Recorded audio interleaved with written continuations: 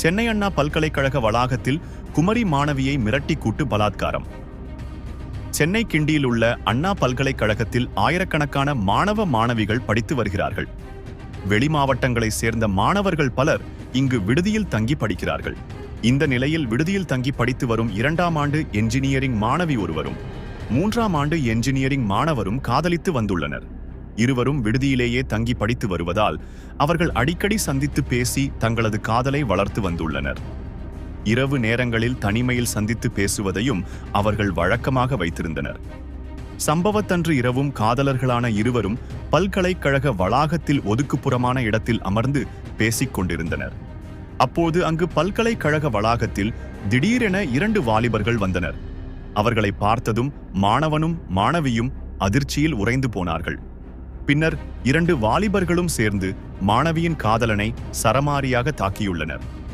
பின்னர் அவரை மிரட்டிய வாலிபர்கள், இங்கிருந்து ஓடிவிடு, இல்லையென்றால் நடப்பதே வேறு என எச்சரித்துள்ளனர்.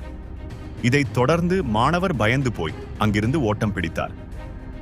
இதைத் தொடர்ந்து மாணவியை மிரட்டிய 2 வாலிபர்களும் பல்கலைக்கழக வளாகத்தில் வைத்தே மாணவியை மிரட்டி கூட்டாக பாலியல் பலாத்காரம் செய்துள்ளனர். இருவரின் மிரட்டலால் உயிருக்கு பயந்த மாணவி கத்தி கூச்சல் போடாமல் வேறு வழியின்றி பல்லை கடித்துக் கொண்டு அமைதி காத்துள்ளார். பின்னர் அந்த 2 வாலிபர்களும் அங்கிருந்து தப்பிச் சென்றுள்ளனர். தொடர்ந்து இந்த சம்பவம் பற்றி கோட்டூர்புரம் போலீசில் மாணவி புகார் அளித்தார். அதன் பேரில் மகளிர் போலீசார் விசாரணை நடத்தி வருகிறார்கள். பாலியல் துன்புறுத்தலுக்கு உள்ளான மாணவி கன்னியாகுமரி மாவட்டத்தை சேர்ந்தவர் ஆவார். அவர் அங்கு மெக்கானிக்கல் என்ஜினியரிங் படித்து வருகிறார். மேலும் இது தொடர்பாக பல்கலைக்கழக வளாகத்தில் உள்ள கண்காணிப்பு கேமரா காட்சிகளை வைத்து விசாரணை நடத்தப்பட்டது. அப்போது பாலியல் வன்கொடுமையில் ஈடுபட்ட ஞானசேகரன் என்பவரை போலீசார் கைது செய்துள்ளனர்.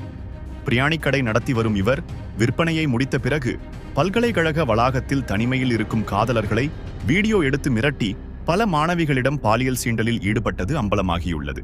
மேலும் ஒருவரை போலீசார் தேடி வருகின்றனர்.